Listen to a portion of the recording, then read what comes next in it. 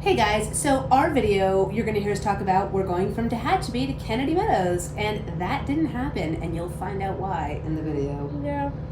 What was the cool thing that Rod told us this week? That the PCT is where planners go to figure out acceptance? Yeah, it's where like their dreams take flight or where their dreams die or something. There you go. So we will be in Kennedy Meadows next time, but we did see a bear and we got video, so check this out.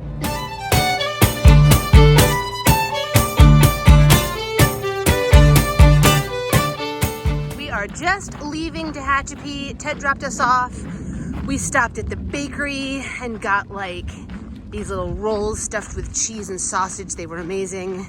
And like, do you guys just want to admire the cleanliness of my shoes? They feel amazing. We'll see what they look like at the end of the day. Hey guys, it is day 29. We're into week 5 and we are hiking to Kennedy Meadows. Like, that is bonkers. So we left Tehachapi. This is our longest stretch we've ever tried to do in one resupply. It's about 134 miles. And we're on our way to Kennedy Meadows, and we're at this really great little spot in the trees. There's a spring over there where we all got some water. And we left the road where Ted dropped us off today and did 17 miles. So it was more than a Nero. I'd say a Nero. She's a harsh critic. It was more than a Nero. QC, it was more than a Nero. I don't know what the rule is. We need to figure out what the rule is. I think a 17-mile day is a full day of hiking, but that's just me. It was a lot of hiking. Yeah. And we had a huge climb, and our packs are very heavy because we have like 5 days of food. But it was a great day, and we're all snug in our little hiker larva, so yay. You guys, it's day 30. We're at this crazy spring, and like I always, every day, think about the people that are coming through that start in May. Like, surely this little drip will no longer be dripping, and they're gonna have to get water out of this trough. So, we went 17 yesterday. The goal is to do 4 25-mile days and then have a, just pick up the rest of them going into Kennedy Meadows. So today's our first 25-mile day. There's Chief. Just finished filling up, and this is our cool campsite from last night and our amazing water source. And we've got a good day because we've got another spring in 18, and then we get to camp at water again. I love camping at water. It means we don't have to carry like prohibitively heavy packs. Here we go. These are my favorite mountain flowers, and I never thought we'd see them this far south. They're lupins, and they smell so violently purple. It's amazing. We've stopped for lunch, and like every time I take off my socks, my toes are like shellacked with green-gray dust. And my legs are also very dirty. What do you think about that? Do you want to see them up close? Nope. Really? Nope. Hey guys, we are coming to the end of our first 25er, heading towards Kennedy Meadows, and we are so stoked because we've had like pine forest the whole afternoon. So I don't know if you can see behind me, but there's shade and there's big trees and like everything smells amazing and it hasn't been as hot. So, amazing. All right, 25-mile day number 1. How'd it go? I'm hungry.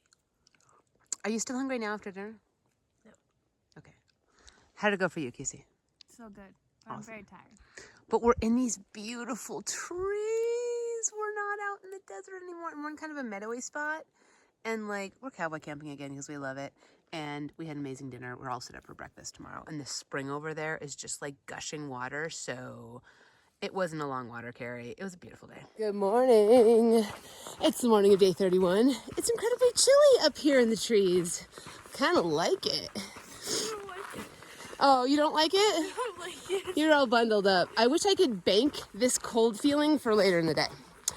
A little bit of trail drama going on in this section. There's a couple groups of just knuckleheads that are, blazing down the trail, acting like it's their party, and just acting, not even doing anything egregious, just being knuckleheads, being tragically unself-aware, inconsiderate, and not aware of the situation. And it's interesting, we're chuckling to ourselves because ran into a couple yesterday, and there's a group of 5 that was pretty rude to some trail angels in Tehachapi. And not even like horribly rude. Like if you asked them, I think they would have been like, what? We were fine. But just situationally unaware. Inconsiderate.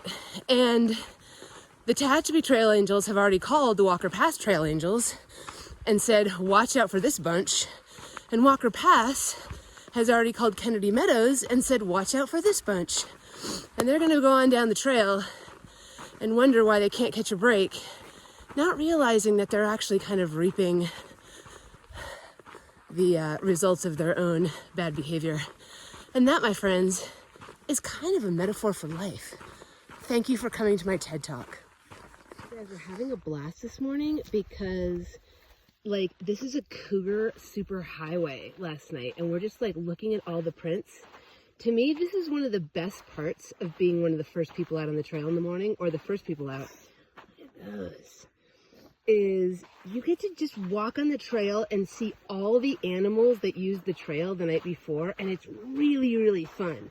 So today we've seen a ton of cougar tracks and a whole section of trail that was walked on by big birds, which is, I think, hysterical. Like, who are these night birds that walk on the trail? So you can see Chief is over there counting up all the gallons and leaving a comment for future hikers. And we woke up at a spring today and we hiked 7-something miles to this cache, and there is nothing else out here today. Like, we're gonna hike to another cache in 15 miles and then we're gonna hike on. So the people who put these caches out here for us, they're kind of saving our bacon. I don't know what we do. That'll be like a 35-mile water. We had a beautiful morning in the pine trees, came down to the cache, and you guys, we're back in the desert. There's no shade, there's no water. It's so hot. It's so hot that I'm starting to look like Tom Hanks in Castaway after that cutaway shot where he's like been there for 5 years and he spears the fish.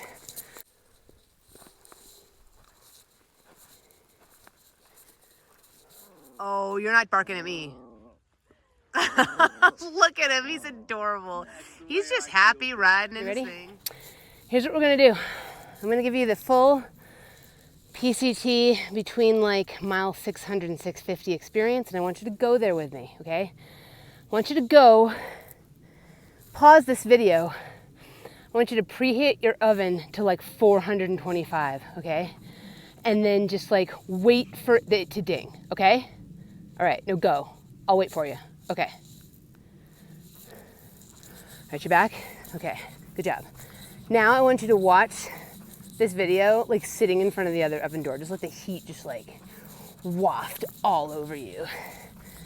And now you'll be like, all right, Halo, I'm in this with you.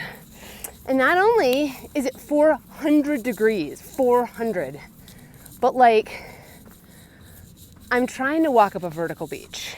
I knew that the PCT was like, you think you're almost done with the desert, baby? You think I'm through with you? I got some curve balls to send you my way. And I'm just like, you know what? All right, I can do it, whatever it takes. I got like 60, 70, man, I don't know how many miles. 75, we'll say 75. I got 75 more miles of this. Bring it. Well, we made it to the end of our second 25-mile day, and it finished with like about a 1,500-foot climb. And down in that little U-shaped valley, the wind was whipping and ants were everywhere, and we came up here thinking, well, it's only gonna get windier. And we came around the corner, and Chief found us this amazing little spot that she found not as a gut hooks campsite, but like from people's comments on gut hooks. And look at this view that we have. Like, it's amazing. I am super excited because I can see Mount Whitney. Okay, I'm gonna see if we can do this on the phone. So there is a shadowy big bump. That's not Whitney, but the little bump to the left of that is. And then just to the left of that, I can just make out a shadowy image of like granite covered peaks. It's not super clear, but I am seeing the Sierra for the first time. That's amazing. It's day 32 and it hasn't been a great day.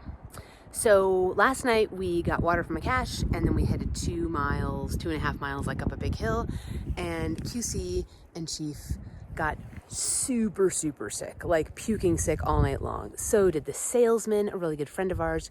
So did like 10 other hikers.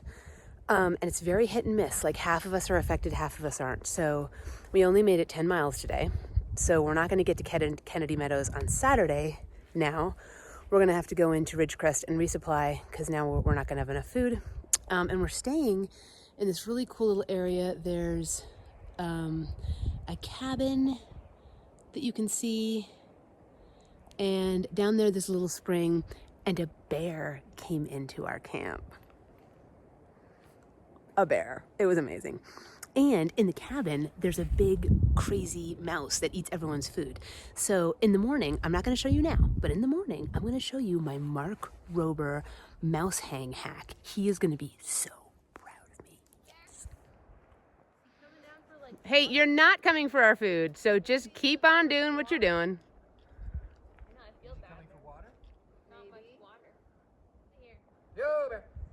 There he goes.